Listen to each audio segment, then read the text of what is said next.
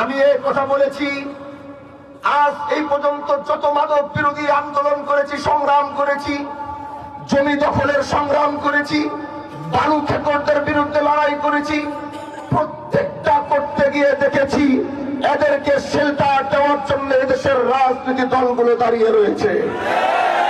তারা যদি সত্যি শিবচরের মাটিকে ভালোবাসত, তাহলে তারা বালু খেকর টেন্ডারবাজি করে আমার জমিগুলোকে ঝুঁকির মধ্যে ফেলতো না। এই রাজনৈতিক দলগুলো যদি সত্যি দেশকে ভালোবাসত, তাহলে তারা মাদক ব্যবসায়ীদেরকে আশ্রয় দিত না।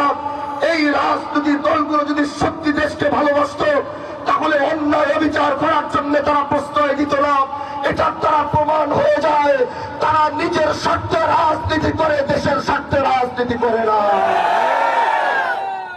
আজ এখানে যারা উপস্থিত হয়েছেন, আমার মুরব্বী ভাইরা, মুরব্বী চাচারা, বিশেষ করে আমার যুবক ভাইরা,